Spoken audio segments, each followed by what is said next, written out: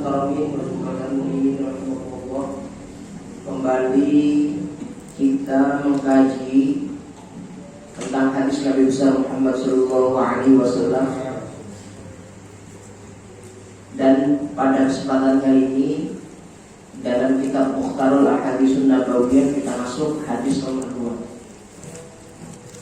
Bismillahirrahmanirrahim. Wa Rasulullah sallallahu alaihi wasallam, I'til ma'rufa wajtanibil munkara wanzur ma yu'jibu udunaka ayyaqulu lakal qawmu idza kunta min 'indihim fa'tihi wanzuril ladzi taqrabu ayyaqula lakal qawmu idza kunta min 'indihim fajtanibuhu. Rawahul jamaah. Hadirin yang dirahmati Allah Subhanahu wa taala, pada kesempatan kali ini hadis ini menjelaskan kepada kita tentang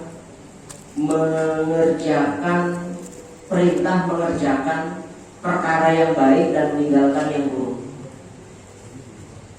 Yang pertama, Allah berfirman, "I'til ma'rufa wajtanibil munkar." Kerjakanlah kebajikan dan jauhilah yang dilarang oleh Allah Subhanahu wa taala. Ini makna lughawi daripada takwa kepada Allah Subhanahu wa taala. Kita diajarkan oleh beberapa guru kita, oleh para guru kita, para ustadz, para kiai, para habaib, para asatidz, bahwasanya yang disebut dengan takwa itu adalah kerjakan kebajikan dan jauhilah kemungkaran. Nah, kebajikan itu kalau kita mau kerjakan jumlahnya ada berapa? Keburukan itu kalau mau kita kerjakan, kalau kita mau tinggalkan jumlahnya ada berapa? Harus tahu. Jadi yang namanya kebajikan itu ada jenisnya. Kemungkaran itu ada jenisnya. Perkara yang diperintah Allah ada jenisnya. Perkara yang dilarang sama Allah juga ada jenisnya. Yang pertama dulu, yang pertama diperintahkan i'til ma'rufa, kerjakanlah kebaikan. Kerjakan yang baik-baik. Artinya ini adalah perintah Allah. Perintah Allah itu jumlahnya ada berapa?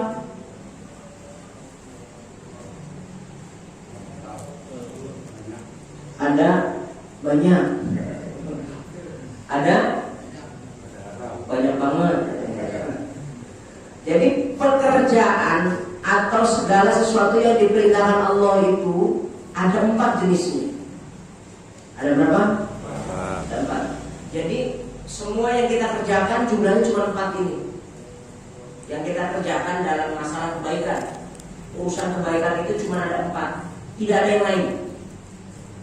Yang pertama adalah perkara yang al-fardiyati, yaitu perkara yang fardu-fardu, yang wajib-wajib.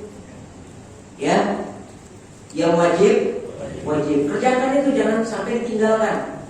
Li'annaha rasul mal, karena yang wajib itu adalah modal pokok.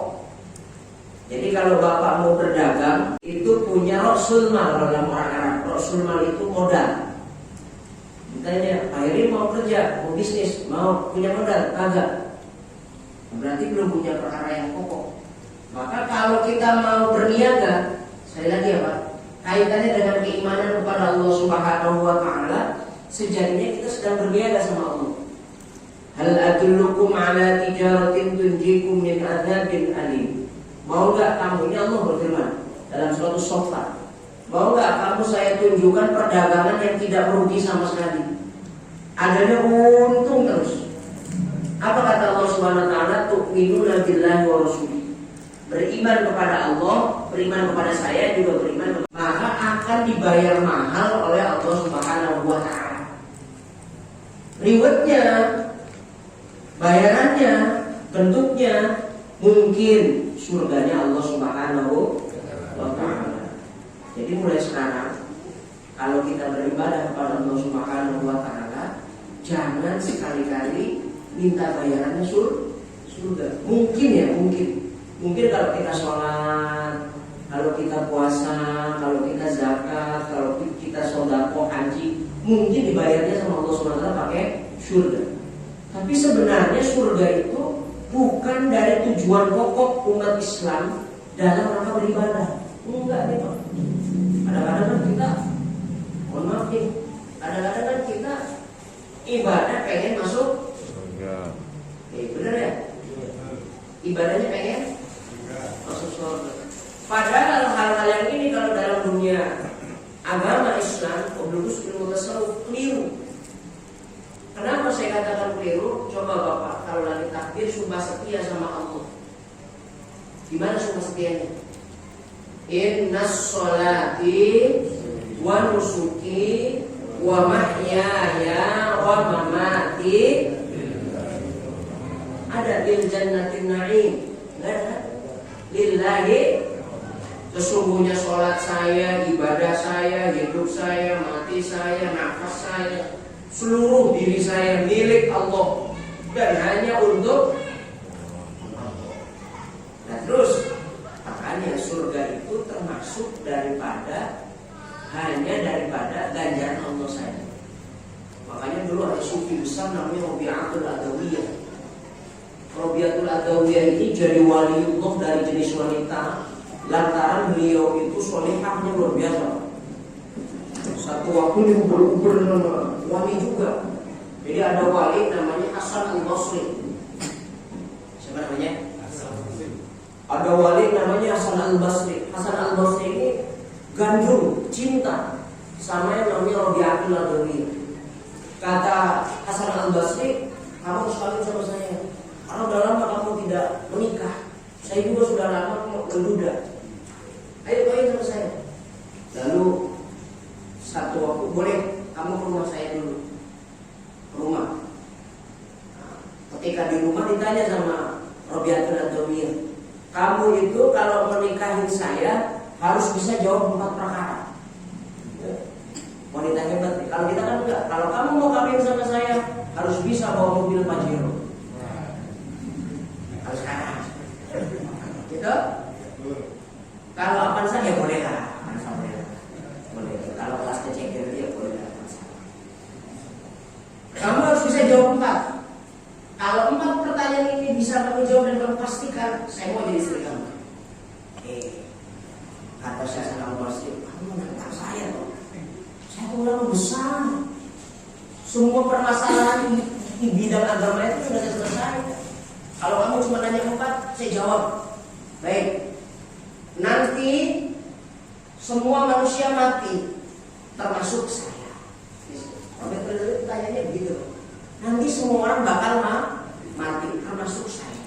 Saya setelah mati nanti dikubur. Kalau dikubur nanti saya ditanya sama malaikat, 2 malaikat namanya Munkar dan Nakir.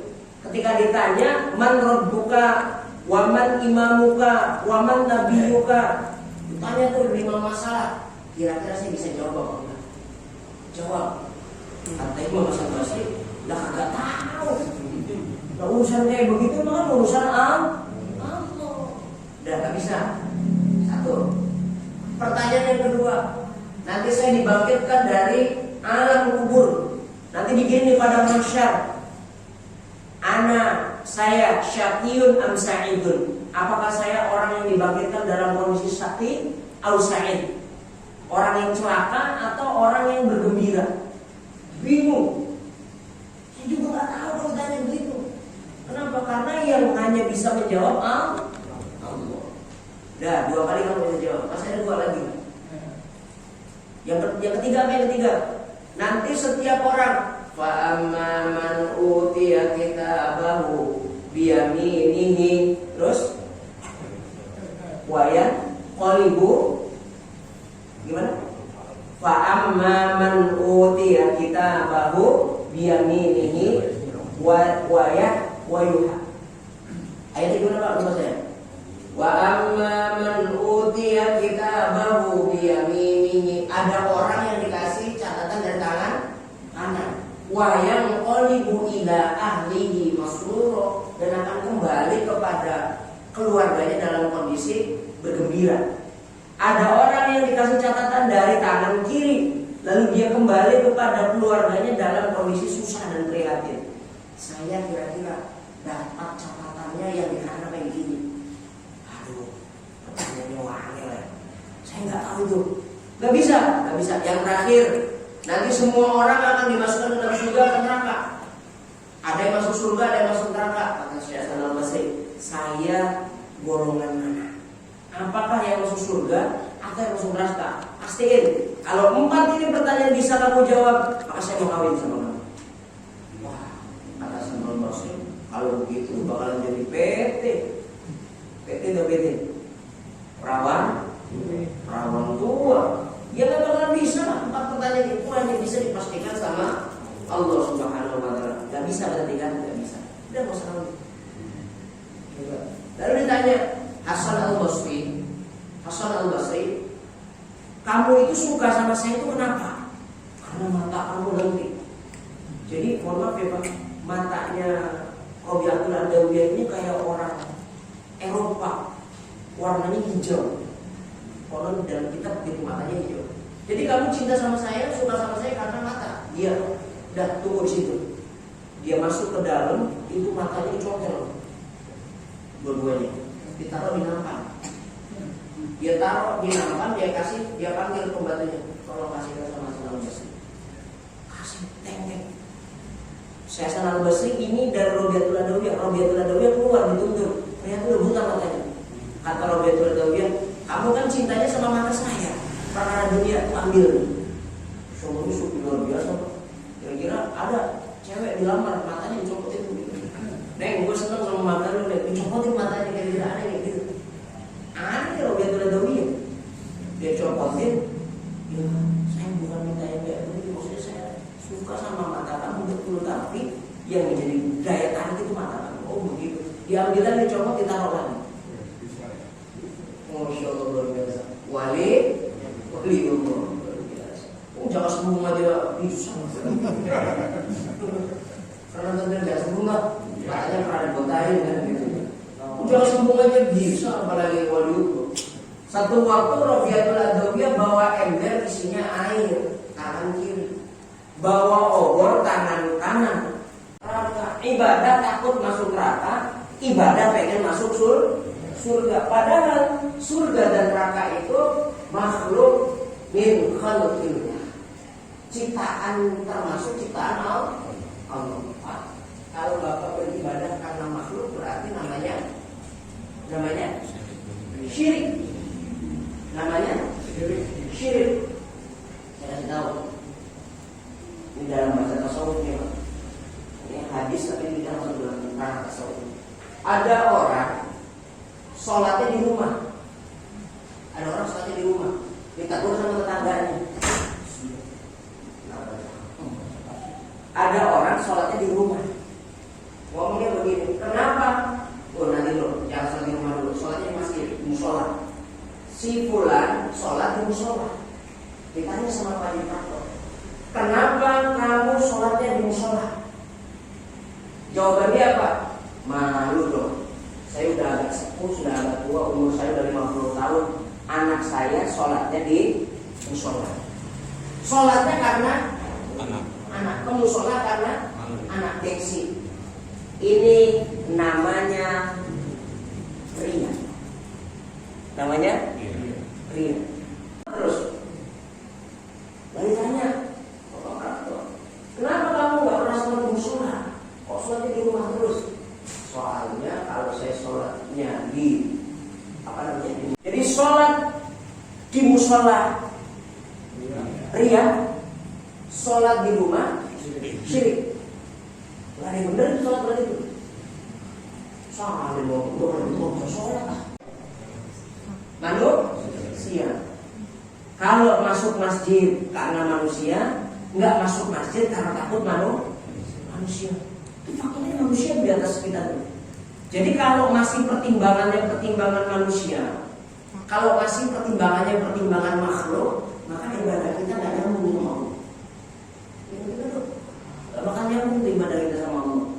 Makanya kita kan selalu sumpah setia, sumpah primordial dalam sholat kita kepada Allah Subhanahu wa Ta'ala. Inna sholati wa nusuki wa mahyaya wa mamati lillahi rabbil alamin. Sekarang Bapak sholat karena surga. pengen masuk surga, atau sholat karena takut masuk neraka.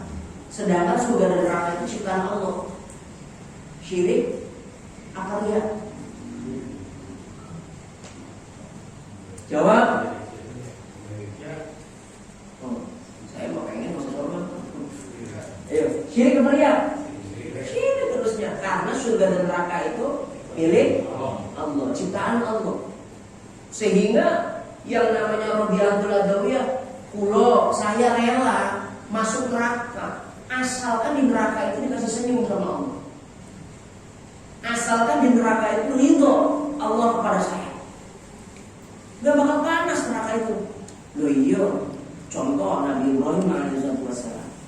Nabi Ibrahim dibakar sama Allah Subhanahu wa taala 40 hari.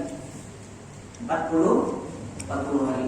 Jadi Nabi Ibrahim itu dulu pernah ngancurin berhalanya patungnya Raja Namrud, sehingga Raja Namrud bikin apa itu namanya, bikin undang-undang tertulis Pak di dalam Yarmuk itu masih ada sampai sekarang, tertulis di batu itu tertulis, siapa orang yang rakyat saya harus bawa ranting, kalau nggak beranting dicambuk sampai sekali. Jadi setiap orang tuh bawa ranting tuh Pak, banyak sampai 40 hari.